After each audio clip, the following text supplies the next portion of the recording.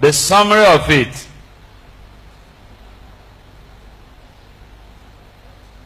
The summary of it is that we cannot run away from this stark reality that Nigeria has to be restructured. Whether it is the restructuring that gives more powers to states or a return to the regional arrangement of the past, or the restructuring that allows parts of the country that want to go and stand as independent nation, whatever that restructuring means, we must not run away from it.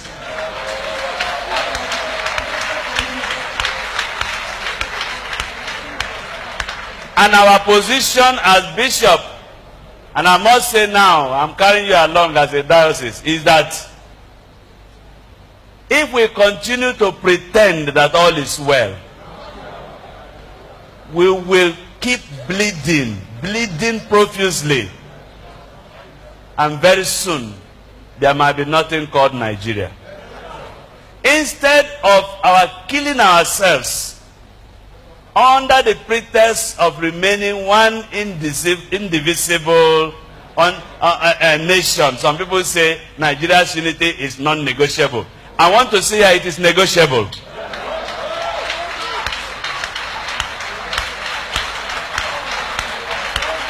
This thing is like marriage. You don't force two people to get married. We have been forced into a marriage that is hurting us. And every day we are dying and pretending to be one. Please, instead of our killing ourselves, and there will be no Nigeria left, let us come to a round table like this. Bring Nigeria as a cake. Bring one big knife and share the cake. Share the cake. Share the cake.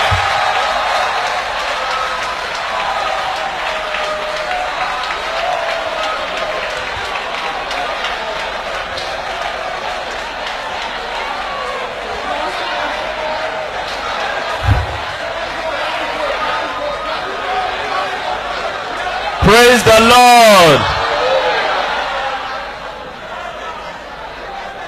I believe that if Nigeria is restructured, we will develop better.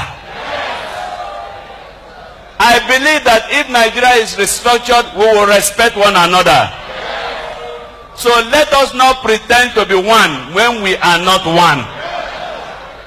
Can two work together except they be agreed?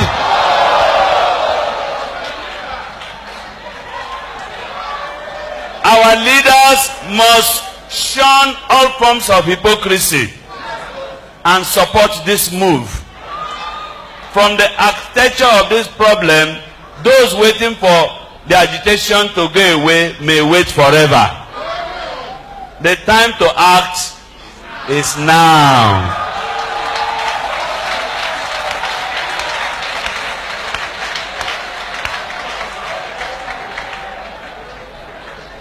We also wrote something on the continued marginalization and trampling of the rights of Christians in this country. It is so bad.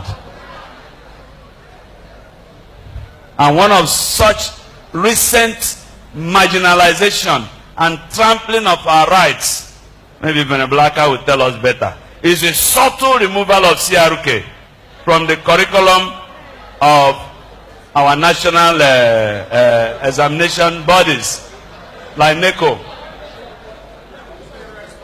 We must speak up as Christians, and those of our members who are in strategic position must not keep quiet.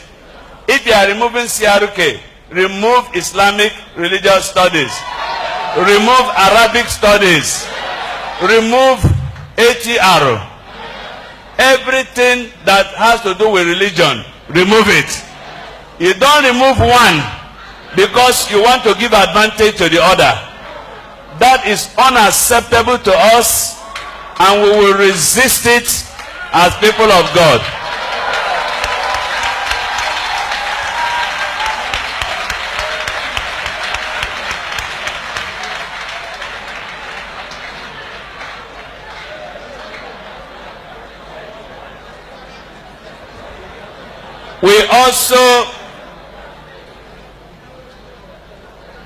We also wrote something on careless and unguarded utterances by our political leaders.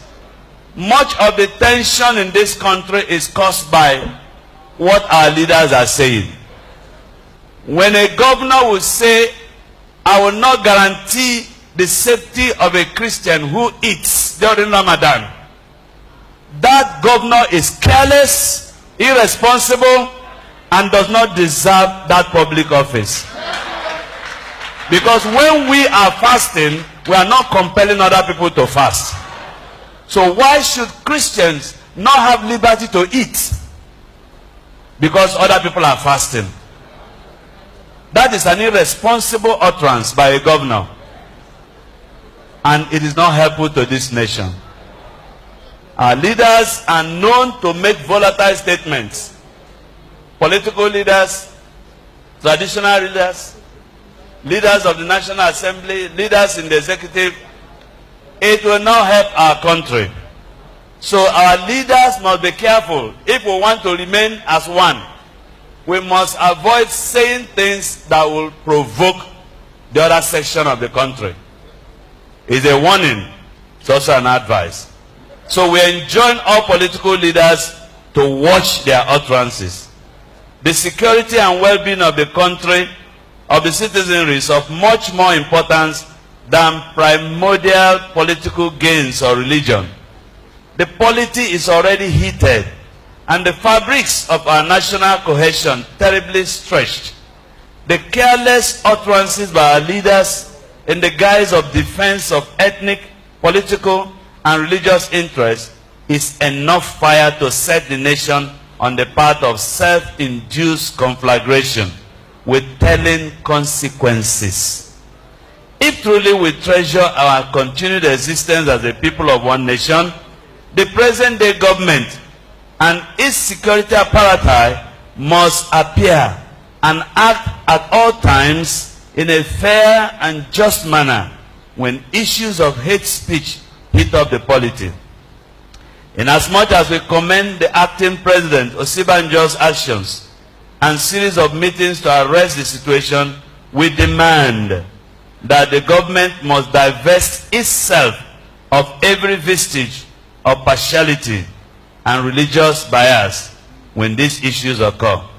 Mere condemnation of such utterances without any form of action to punish offenders amounts to bare-faced hypocrisy and nothing more. Nigeria is bigger than any person, political affiliation, or religious fanaticism. If we keep toying with the current gale of careless utterances and hate speech, we will only arrive at one destination, that is calamity. On their part, the media must redefine their news values, in this case, to reflect national exigencies. Their reportage of the activities and utterances of political, religious, and ethnic groups and persons must put the nation first. Again, bloggers on the social media should not provide their platforms for fanning the embers of disunity, tension, and incitement to violence.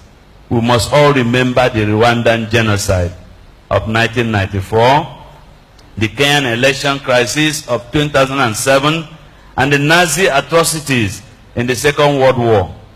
These all share one thing in common: hate speeches and careless utterances by leaders.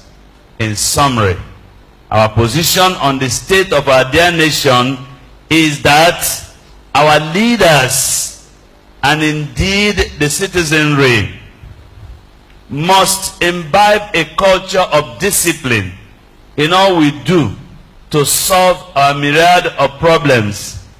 If the politician imbibes discipline on matters of politics, public finances, and projects, if our electoral umpires commit to discipline in overseeing elections and reflecting the people's choice in results, if teachers imbibe discipline in their relationship with their students, if ministers of the gospel show and teach discipline, if those in the civil service entrusted with public funds go about their duties with discipline, if ordinary citizens show personal discipline within and outside their homes, then more than 90% of our national problems would have been solved. A nation without discipline is dead on arrival.